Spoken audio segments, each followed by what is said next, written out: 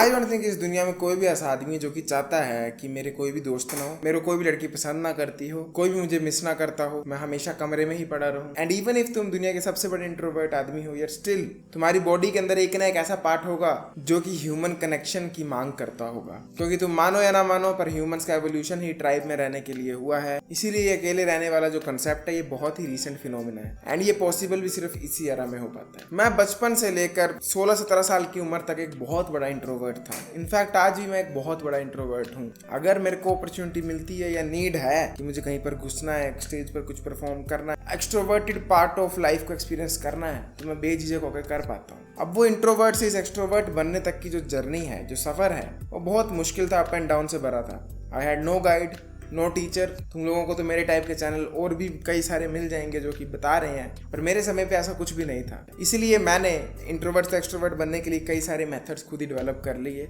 And do you know what, इस सफर में मैंने एक चीज फील की, कितनी मेहनत करूं, कितनी भी लोगों से बात करने की ट्राई करूं, कितनी बुक्स पढूं, वो सब एक तरफ है, पर मेरा माइंडसेट कैसा है, मैं सोचता क्या हूं, वो दूसरी तरफ है। एंड हाँ, यहाँ पर मैं इंट्रोवर्ट से एक्सट्रोवर्ट बनने की ही बात कर रहा हूँ, क्योंकि तुम मानो या ना मानो, बट इंट्रोवर्ट से एक्सट्रोवर्ट बनने के लिए भी you need a mindset, and वो माइंडसेट है बेशर्मी का। डू यू नो व्हाट, लोग कहते रहते हैं कि फेलियर जैसी कोई चीज नहीं है, नेवर गिव अप, ये वो।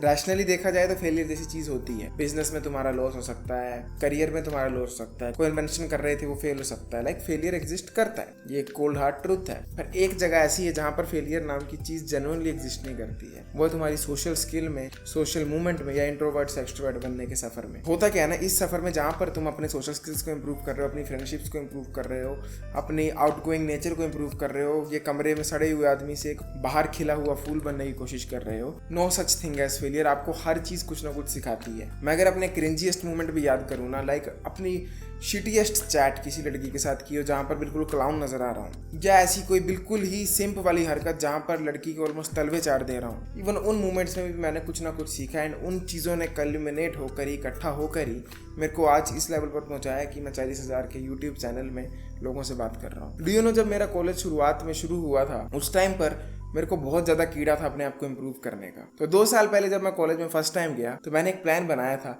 कि मैं हर बंदे से हाथ मिलाऊंगा और उसको अपना दोस्त बनाऊंगा, लड़के को। अब ये प्लान 99% ऑफ द टाइम काम करता था, पर एक मोमेंट मेरे साथ ऐसा हुआ जब मैंने एक लड़के को बोला हाय ब्रो, एंड उस लड़के ने और उसके दोस्त ने एक दूसरे को देखा और वो हंसे और उन्होंने मेरे बालों का मजाक बनाया। तब मेरे लंबे बाल थे और मुझे कहा और नीरज चोपड़ा गोल्ड ले आया। एंड उन चारों ने इनडायरेक्टली मुझे बुली टाइप का किया।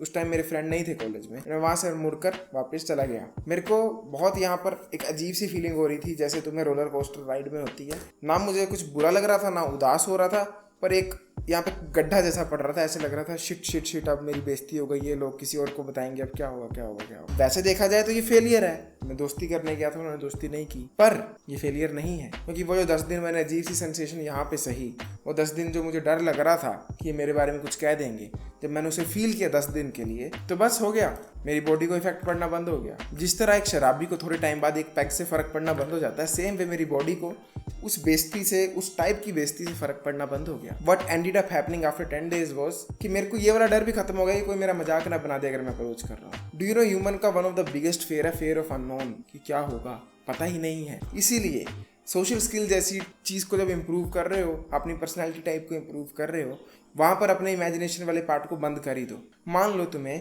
5 लड़कों के ग्रुप में जाकर बैठने का प्लान आया है और तुमने सोचा है कि मैं इन लोगों के साथ जाकर बैठूंगा, बातें करूंगा, इन्हें फ्रेंड्स बनाऊंगा।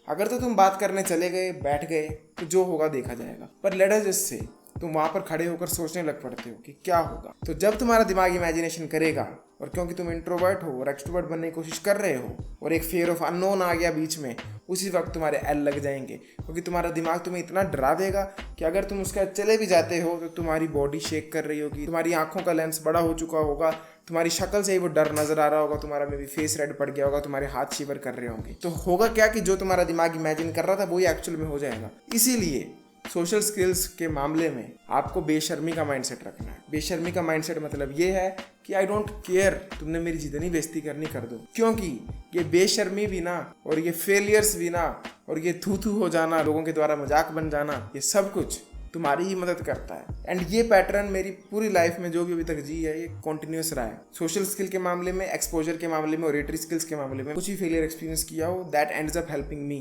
वो मुझे ही हेल्प करता है, मेरा कॉन्फिडेंस बढ़ा देता है, क्योंकि वो फेयर ऑफ अननोन खत्म हो जाता है कि क्या होगा अगर स्टेज पे थॉट बोलने जाऊंगा, भूल गया तो क्या होगा, सर बता देंगे। अगर एक लड़कों को अप्रोच करने जाऊंगा और उन्होंने मजाक बना दिया तो क्या होगा, 10 दिन बुरा लगेगा, क्या होगा, कुछ नहीं होगा। मैं कोचिंग कॉल में बहुत सारे लोगों से बात करता रहता हूँ एंड मैंने एक पैटर्न बहुत ही नोटिस किया कि उन सबको अपने सोशल स्किल इंप्रूव करने हैं। एंड मैं जब भी उन्हें कहता हूँ कि ऐसा करो वैसा करो तो उनका क्वेश्चन आता है, ब्रो अगर उन लड़कियों ने मुझे पिटवा दिया तो, ब्रो अगर उन लड़कियों ने मेरे साथ ऐसा कर दिया तो, ब्रो अगर उन लड़कों ने ऐसा कर दिया तो। मैं उन्हें कहता हूँ स्टॉप थिंकिंग, खुद जाकर देखो क्या करते हैं। स्टॉप थिंकिंग क्या होगा अगर मैं ऐसा किया तो क्या होगा, तुम्हारे को पता ही नहीं है, तुम्हारे को कुछ आइडिया ही नहीं है क्या होगा, तो तुम्हारा दिमाग तो वर्स्ट पॉसिबिलिटी बनाएगा, क्योंकि ह्यूमंस के लिए fair of the unknown biggest fear होता है। इसलिए स्टॉप थिंकिंग कि क्या होगा। यूट्यूब चैनल बनाना है, यार अगर बना दिया और व्यूज ही नहीं पड़े तो क्या होगा, भाई बनाकर देख लेना, बनाकर देख ले क्या होता है।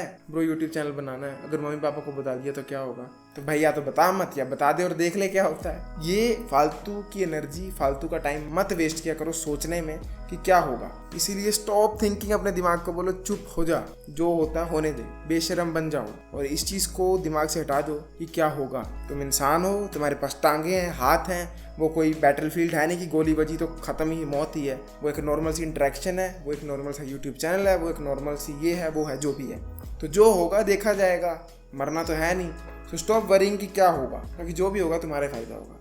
सो प्लीज़ अडॉप्ट दिस बेशर्मी का माइंडसेट। अगर आपके पास बेशर्मी का माइंडसेट है, ट्रस्ट मी तुम्हारे सोशल स्किल ऐसे ऐसे जाएंगे ऊपर। अगर आप इंटरेस्टेड हो मेरे साथ 1-to-1 कोचिंग कॉल में बात करने के लिए, check out the first link in description में तुम्हें मेरा Discord server and insta page मिलेगा, दोनों को ज्वाइन और फॉलो बटन दबा दो। I will see you next time, till then as usual, to seed everyone, जागते रहो।